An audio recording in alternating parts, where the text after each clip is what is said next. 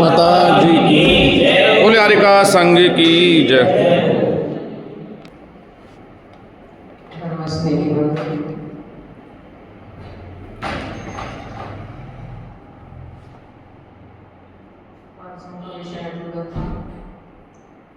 विषय था कि हम हर गृहस्थी में रहकर के भी अपने जीवन में समता कैसे पाएं, क्योंकि आचार्यों ने साधुओं के लिए भी कह दिया, चाहे आप वन में निवास करो, आप कितनी भी तपस्या करो,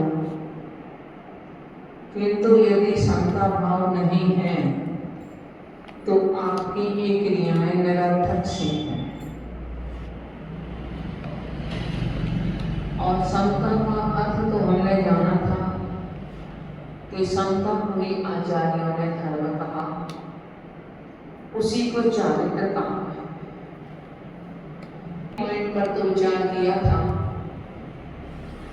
कि हम अपने सदृश भी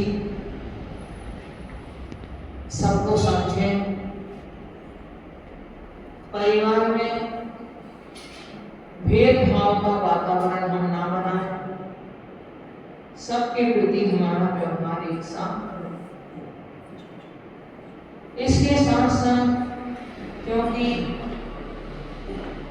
प्रैक्टिकल में ऐसा हो नहीं पाता, जिस जीव के साथ में हमारे जिस तरह के पूर्व जन्म के संबंध है,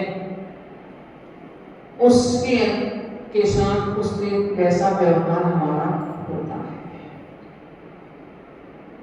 अगर पूर्व जन्म के का हमारा शत्रुता का व्यवहार है तो हमारे मन में वो हमारा कितना भी करता हो, किंतु हमारे मन में उसके प्रति मित्रता का भाव नहीं आ सकता।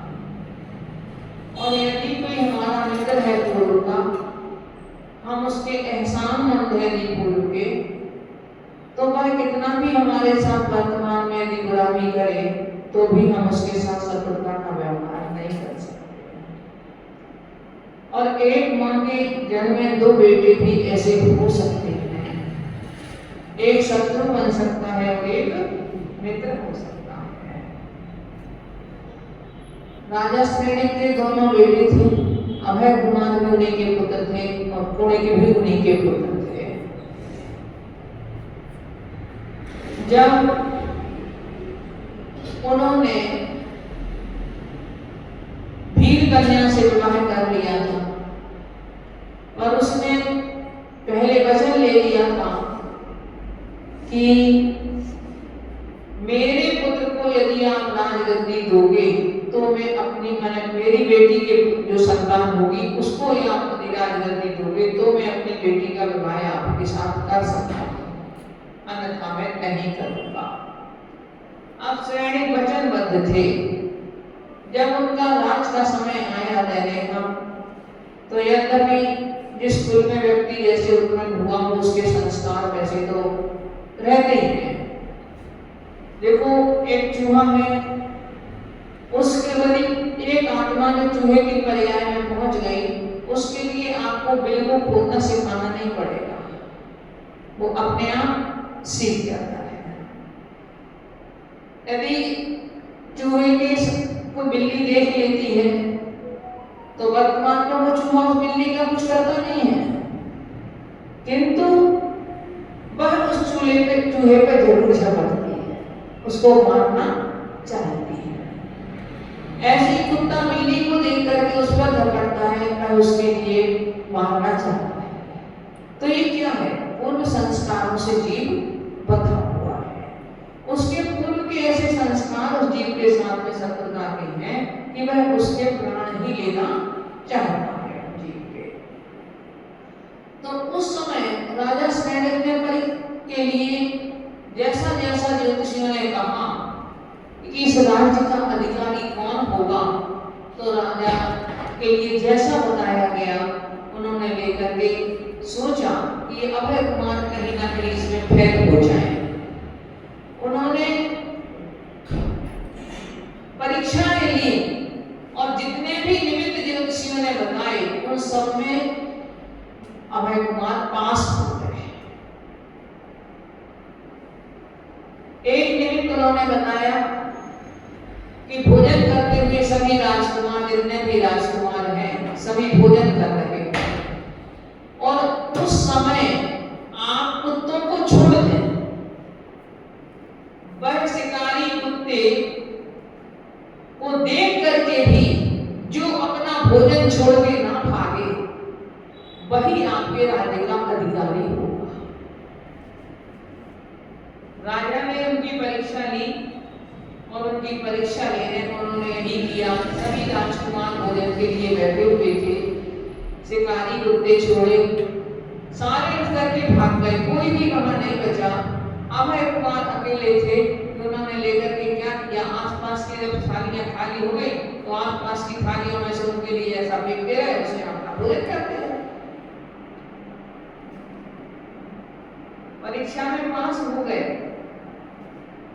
राजमहल में उन्होंने कहा अग्नि लगा दी जाए, और जो उस अग्नि को देख करके अकेला सिंहासन, मतलब उस छत्र और चमर मुकुट आदि लेकर के जो भागे, आप समझना वही इस राज्य का उत्तराधिकारी होगा। सारे लोग अपने अपने प्राण बचा करके भागे, किसी ने राज्य के प्रभाव परवाह नहीं की, किंतु उस समय भी अभय कुमार छत्र मुकुट आदि ये लेकर के भागते हैं, तो इस परीक्षा में भी वो पास हो जाते हैं। आखिर सैनिक बंधे हुए थे अपनी उससे, तो उन्होंने लेकर के जब उन्होंने अभय कुमार ने कुत्तों के साथ में भोजन कर लिया, उनको भी भूखा खिलाते रहे और खुद भी करते गए, तो उन पर दोष आरोपण कर दिया कि इन्होंने लेकर के कुत्ते के मीठा भोजन खाया और उनको निकाल दिया। किंतु वही अभय कुमार उनके लिए इतना होने के बाद में भी, और वही अभय कुमार उनके साधक बने। उनके लिए जब चेला आदि से विवाह अभी करना था, तब समझो कि उन्हें अभय कुमार ने ही उनकी बक बक पर उनके लिए जैसा सहयोग उन्हें बेटे को पिता के लिए देना चाहिए वैसा सहयोग उन्होंने पिता के लिए दिया। किंतु पुणे के साथ में जो उनके संस्कार थे, पूर्व जन्म के उनका संस्कार था, तो वह पुणे ने उनके लिए जन्म से ही कष्ट दिए। जबकि राजा सैनिक ने उनके साथ में आता है प्रसंग कि उनके लिए अंगूठे पे चारों तरफ फोड़ा हो गया, एक होता है ना, उनको घेर करके फोड़ा, तो उन्होंने देखा कि इसको जलन हो रही होगी, तो अपने मुख से उसमें उसके लिए पुष्टि पदार्थ को चूस लिया, इसके लिए जलन हो रही होगी। तो इतना राग में अपने बेटे के प्रति था, परंतु उसके बाद में भी उसने ही अपने पिता को कटघरे में डाला और उसके कारण ही उनकी मृत्यु हुई। तो हमारा कहने का तात्पर्य यह है कि हम कहें तो कि सभी के साथ में समान व्यवहार होना चाहिए, कहना बहुत सरल है, परंतु हर जीव अपने अपने पूर्व संस्कारों से जुड़ा हुआ, चाहे घर में हो, चाहे समाज में हो, चाहे कोई भी हो। आपके लिए अपने घर में एक माँ के लिए भी अपने दोनों पुत्रों से बराबर प्यार नहीं होता, दोनों बहुओं से बराबर प्यार अगर है तो नहीं होता, सबके साथ एक सा नहीं होता, कम ज्यादा तो होता ही होता है। तो इसका कारण ही है कि वह उसके साथ कोई ना कोई पूर्व का संबंध जुड़ा हुआ है। एक बेटा विदेश में रहता है और वह उसका कुछ भी नहीं करता, क्या कर पाएगा विदेश में रहकर के? अकेले को 2-4 दिन में एक फोन ले कर देता है तो माँ खुश होती है, खुश हो जाती है, और वो यदि फोन पे बात कर लेती है तो खुश हो जाती है, अरे मेरे बेटे को एक दिन नहीं जाता कि वह मेरे से फोन पे बात नहीं करे। और जो बहू पास में रह रही है वो 24 घंटे आपका करती है, फिर भी उसके लिए कोई ना कोई कमी हम निकालते रहते हैं, वो ऐसी है वैसी है वैसी है, कुछ ना कुछ कमी निकलती रहती है। तो ये कारण क्या है कि कोई कुछ नहीं करना है फिर भी वो हमें अच्छा लग रहा है, और कोई कुछ यदि मान लो हमारा सब कुछ कर रहा है फिर भी हमें अच्छा नहीं लग रहा, इसका कारण क्या? एक कारण हमारे सामने जरूर नहीं है कि प्रत्यक्ष के ही कारण हो, प्रत्यक्ष में क्रिया विपरीत दिखती है किंतु आचरण हमारा विपरीत भी होता है। तो ऐसे में अब हमारे लिए उसमें क्या सोच करके समभाव बनाना है कि प्रत्येक जीव का अपना अपना हमारा पूर्व का संस्कार जुड़ा हुआ है। यदि इसके साथ हमारा ये संस्कार कहीं शत्रुता का जुड़ा हुआ है, कोई बदला लेने का संस्कार जुड़ा हुआ है, तो हम कितना भी इसके साथ अच्छा करें ये हमारे अपना हो नहीं सकता। और यदि किसी के साथ हमारा कहीं बुराई का मित्रता का संस्कार जुड़ा हुआ है, आप उसके लिए छोड़ना भी चाहो तो भी वो आपको छोड़ नहीं सकता। तो ऐसा सोच करके हम अपने पूर्व संस्कारों का संबंध हमारा जिस जीव के साथ कैसा है वो वैसा ही होगा।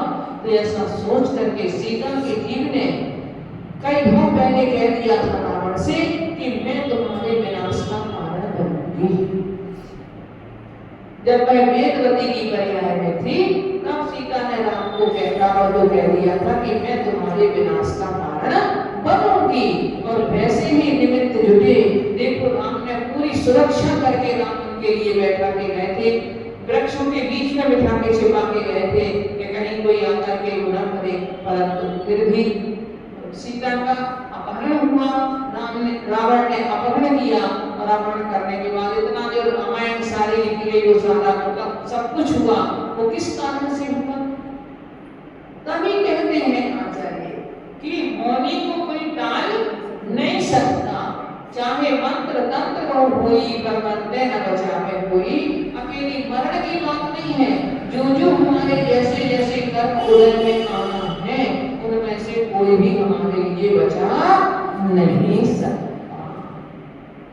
हाँ, इतना है कि हमारा ये किया गया जो धार्मिक आचरण है वो जैसे दीपक को यदि हवा लग रही चल रही है तो जैसे दीपक को हाथ लगा दिया जाए तो वह थोड़ा सा रुक सकता है, थोड़ा सा वो जल सकता है, थोड़ी उसकी सुरक्षा हो सकती है।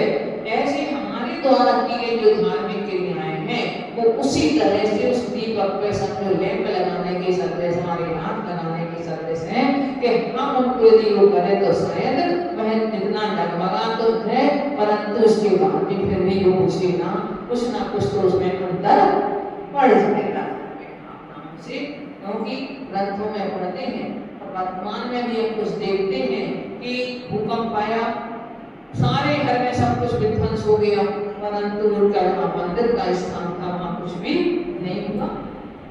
जो व्यक्ति धर्म के स्थान पे बैठे हुए थे उनका भी कुछ नहीं हुआ। पुराणों की बात, शास्त्रों की बात तो है ही है, किंतु वर्तमान में भी हम ऐसा प्रैक्टिकल देखते हैं। उस समय हुआ, उस समय साहित्य में लिखा गया। आज हो रहा है, आज के साहित्य में लिखा जाएगा। साहित्य तो समाज का दर्पण होता है, उस समय सामाजिक स्थिति क्या थी उसके अनुसार ही लेखकों की चलती है। तो समाज का पूरा दर्पण के सदृश उसमें सारा का सारा झलकता है साहित्य में। तो एक पॉइंट हमारे लिए यह है कि हमारा जिस जीव के साथ जैसा संबंध जुड़ा हुआ है। देखो धवल सेठ के साथ में श्रीपाल का क्या संबंध जुड़ा हुआ था? कोई धवल सेठ उनके पिता नहीं थे, कोई उनका उनसे परिचय नहीं था, कुछ भी नहीं था, किंतु अचानक संयोग मिला। हमारे भी कई बार अचानक संयोग मिलते हैं।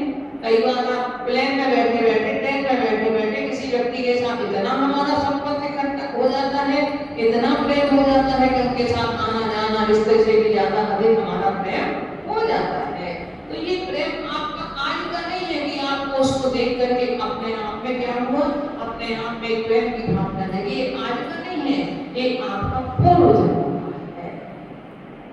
जरूर संस्कार जुड़ा हुआ है। प्रद्युम्न और रुक्मिणी का संसर्ग जुड़ा हुआ था, संस्कार जुड़ा हुआ था।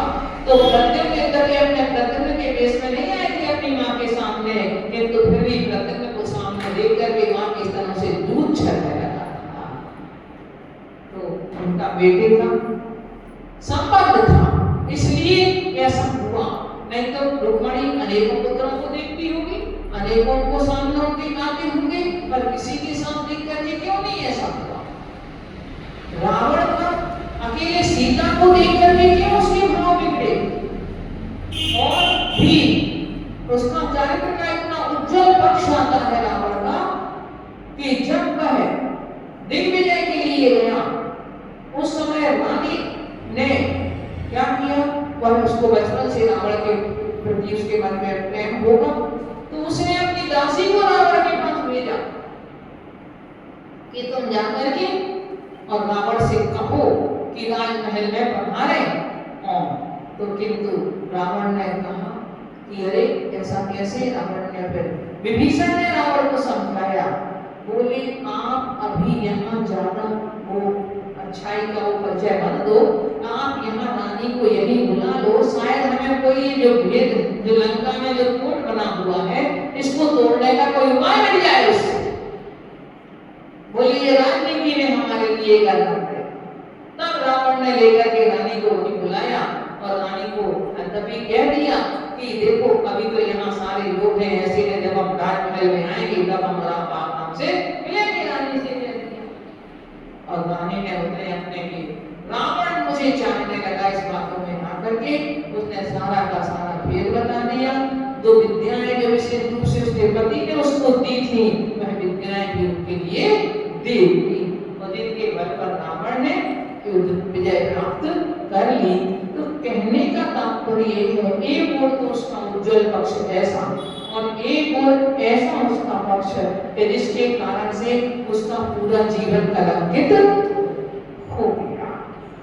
एक बार किसी का जीवन कलंकित होता है तो चलो उसी पर्याय उसी में हो जाता है, और उसका तो अभी इतने वर्ष हो गए किंतु अभी भी वो कलंक उसका समाप्त नहीं। तो जितने बड़े लोग होते हैं उनके साथ यदि उनकी अच्छाई होती है तो उनके गुणगान भी पीढ़ियां गाती हैं, और यदि वो बुरा कर देते हैं तो उनके अवगुण भी बड़ी पीढ़ियों तक चलते रहते हैं। इसलिए कहा उसमें हमारे लिए समभाव रखना पड़ेगा। क्या समभाव? अगर हम ये सोच लें इस जीव के साथ हमारा ऐसा ही संस्कार होगा, इसलिए यह हमारी बात नहीं मान रहा है, आप कितना भी कह लो, किंतु यदि आपका बेटा भी यदि कहीं आपसे पूर्व जन्म का आपका ऋणी नहीं है तो वह आपकी बात को स्वीकार नहीं करेगा। आपको यदि किसी की सेवा आप किसी से करा के आए हो तो वो किसी ना किसी रूप में आपसे अपनी सेवा कराएगा। आप यदि किसी का लेकर के आए हो तो वह किसी ना किसी रूप में आपका ले जाएगा। यदि आप खुश होकर के किसी कुल का लेकर के आए हो तो खुश होकर के ही आप उससे देना पड़ेगा आपको।